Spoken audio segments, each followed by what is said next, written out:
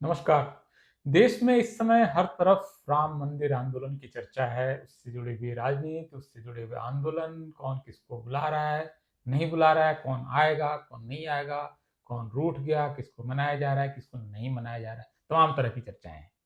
Full राजनीति हो रही है और इतना बड़ा आयोजन है, चुनावी वर्ष है, तो ज़ाहिर है कि इतने बड़े आयोजन को लेकर तमाम तरह की चर्चाएँ होंगी। इन चर्चाओं के बीच एक बयान मुझे लगा कि बहुत महत्वपूर्ण है और इस पर बात होनी चाहिए, क्योंकि इसका जो असर है, राजनीति तो 5 साल के लिए होती है, लेकिन कुछ चीज़ें ऐसी होती हैं जिसका समाज पर गहरा असर होता है। मुझे लगता है कि इस चर्चा को समाज पर गहरे असर के रूप में देखा जाना चाहिए। पुरी के शंकराचार्य निश्चलानंद सरस्वती ने राम मंदिर आंदोलन के बीच एक बेहद विवादास्पद बयान दिया है। सबसे पहले उनका बयान सुन लेते हैं। मंदिर में चारों शंकराचार्य जी का भी उल्लेखनीय निमंत्रण आमंत्रण। देखिए, मेरे पास जहाँ तक मठ तो मैं बहुत दिनों से नहीं गया हूँ, तो मुझे सोचता है कि शंकराचार्य पुरी एक व्यक्ति के साथ आना चाहे आ सकते हैं। अगर लिखा होता कि 100 व्यक्ति के साथ आने तो अभी मैं नहीं जाता। मैं सैद्धांतिक व्यक्ति समझ क्यों नहीं जा रहे? अब मोदी जी लोकार्पण करेंगे, मूर्ति का स्पर्श करेंगे और मैं वहाँ ताली बजा के जय जय करूंगा क्या? मुझे पद नहीं, पद तो शंकराचार्य के इस बयान को अगर आपने गौर से सुना है तो इसके 3 हिस्से हैं। ऐसे तो शंकराचार्य एक नाराज फूफा की तरह लग रहे हैं, जो शादी बारात वगैरह में नाराज हो जाते हैं कि ये रसगुल्ला हमको नहीं मिला और ऐसे नहीं बुलाया और इज्जत नहीं मिली वगैरह वगैरह। लेकिन यहाँ पर जो बात वो कह रहे हैं उसके हिंदू धर्म के लिए बहुत गहरे मायने हैं। उनके सेंटेंस के 3 हिस्से हैं। पहला हिस्सा कि मंदिर का लोकार्पण नरेंद्र मोदी करेंगे। दूसरी बात, नरेंद्र मोदी मूर्ति को छुएंगे। तीसरी बात, क्या ऐसे मौके पर शंकराचार्य का ताली बजाना उचित होगा?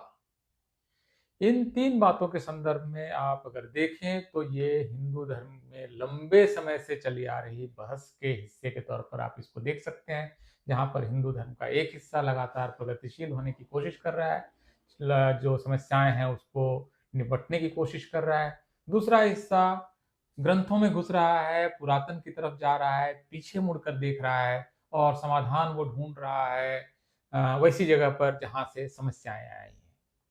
दरअसल शंकराचार्य ये कह रहे हैं कि क्योंकि मंदिर का लोकार्पण नरेंद्र मोदी करेंगे, वो मूर्ति को छुएंगे, ऐसे मौके पर शंकराचार्य ताली नहीं बजाएंगे। यानी शंकराचार्य इस बात का स्वागत नहीं करेंगे कि राम मंदिर का लोकार्पण मोदी के हाथ से हो रहा है और वो मूर्ति को छू रहे हैं। दरअसल ये हिंदू धर्म की जो सबसे बड़ी समस्या है, सबसे पुरानी समस्या है, उसकी ओर शंकराचार्य दरअसल एक तरह से उसको वो सामने सतह पर ला दे रहे हैं। प्रॉब्लम क्या है? प्रॉब्लम ये है कि हिंदू धर्म जन्म आधारित भेदभाव पर आधारित एक धर्म है, जिसमें कि पवित्र और अपवित्र, प्योरिटी और प्रोफेन, इन दोनों का स्पष्ट विभाजन है और इसके आधार पर तय होता है कि कौन सी जाति पवित्र है। और पवित्र सिर्फ वो एक फिजिकल एट्रीब्यूट नहीं है कि शरीर से पवित्र, नहा लिया तो पवित्र, नहीं नहीं नहीं, इतना सिंपल नहीं है।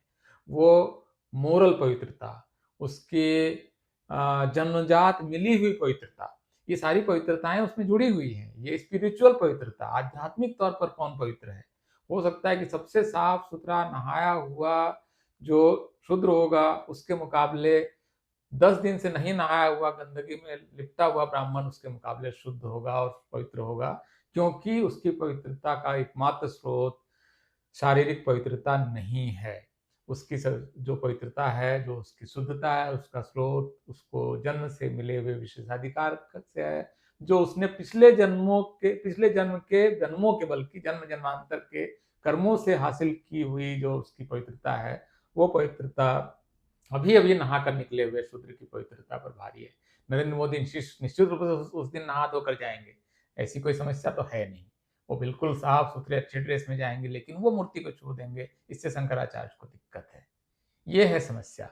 इस समस्या से हिंदू धर्म बहुत लंबे समय से लड़ रहा है और एक लंबी परंपरा है हिंदू धर्म के अंदर से और हिंदू धर्म के बाहर से लगातार इस समस्या को चिन्हित करके इससे निपटने की कोशिश हुई है। इसमें बाहर से कई सारी बड़ी कोशिशें हुई हैं, लेकिन वो कोशिशें हिंदू धर्म को निर्णायक रूप से पूरे तौर पर नहीं बदल पाई है, काफ़ी कुछ बदला है, लेकिन खास करके पिछले 75 साल के लोकतंत्र ने हिंदू धर्म की उन सारी मान्यताओं को बहुत हद तक निरस्त किया है, बहुत हद तक खारिज किया है। और आज की तारीख में अगर प्रधानमंत्री नरेंद्र मोदी है तो जाहिर है कि वही जाकर उस मंदिर का लोकार्पण करेंगे, क्योंकि ट्रस्ट जो है वो सुप्रीम कोर्ट से के ऑर्डर से बना हुआ भारत सरकार का ट्रस्ट है।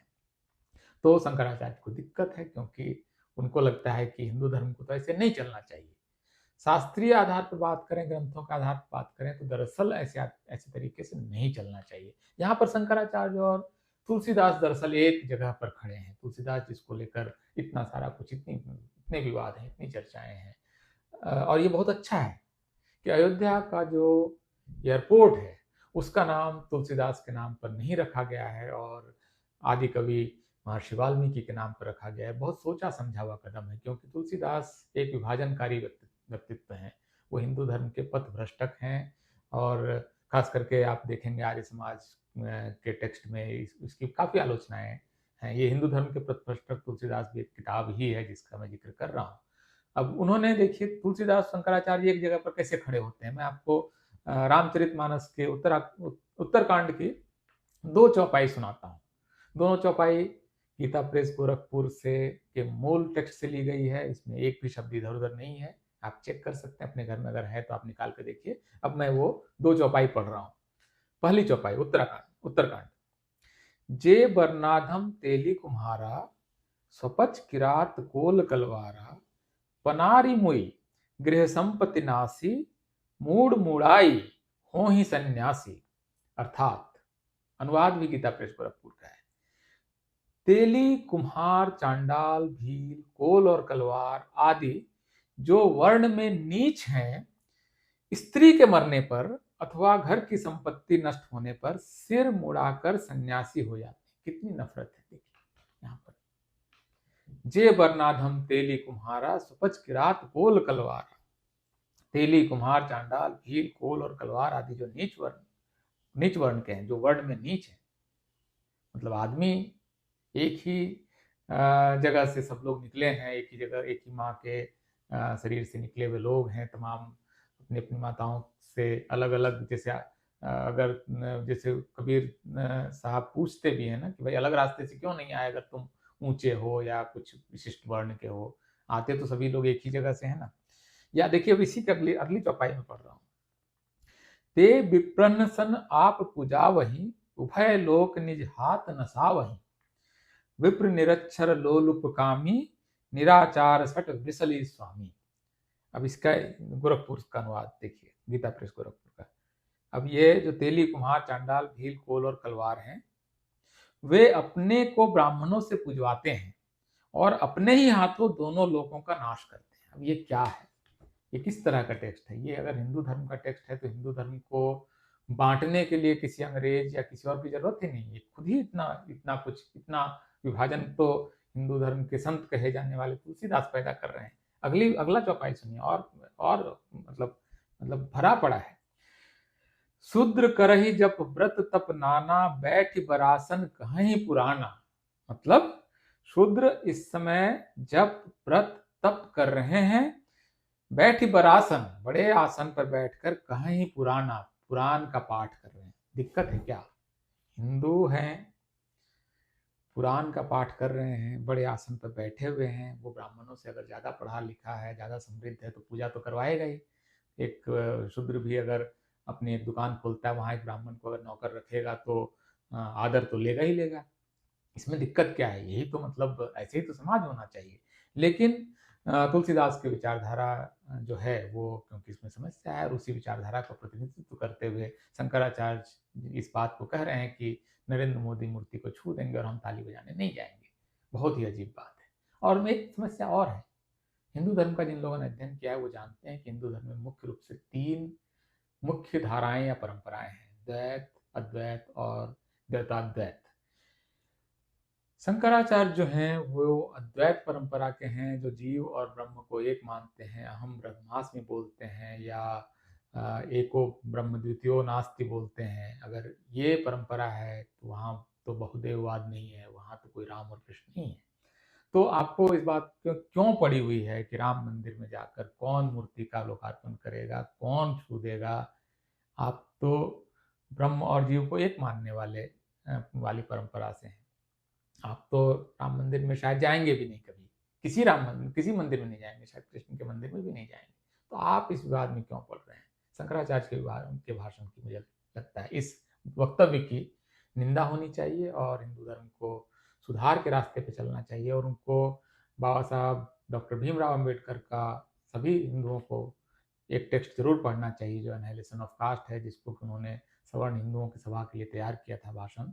और उसमें उन्होंने बताया है कि अगर आपको अपना धर्म बचाना है, हिंदुओं को बचना है, तो आपको क्या-क्या काम करने चाहिए। और उसमें उन्होंने कहा है एक प्रिस्क्रिप्शन उनका जो है वो भी ये भी है कि पुजारी सिस्टम को आप रिफ़ॉर्म कीजिए और सभी जातियों के लोगों को पुजारी बनाइए। इसको वंशानुगत मत रखिए और इसमें आप जो परीक्षा देकर पुजारी बने, उसके पास चार्टर या सनद हो, जिसके पास सनद न हो वो पुजारी का काम न करे। और भारत सरकार ही नहीं, अब तमाम राज्य सरकारें भी इस दिशा में बढ़ रही हैं। यहाँ पर तमाम वर्णों के लोग पुजारी बन रहे हैं। अयोध्या के राम मंदिर में भी 2 शेड्यूल्ड कास्ट के और 1 ओबीसी का पुजारी होगा, जो कि अच्छी बात है। परिवर्तन हर धर्म का नियम है, हर धर्म में परिवर्तन होता है। परिवर्तन ही सनातन है, परिवर्तन ही शाश्वत है, परिवर्तन ही अव्यय है। बाकी सब कुछ जो है वो परिवर्तनशील है। इसी बात के साथ मैं अपना ये वक्तव्य खत्म करता हूँ। बहुत-बहुत शुक्रिया, धन्यवाद।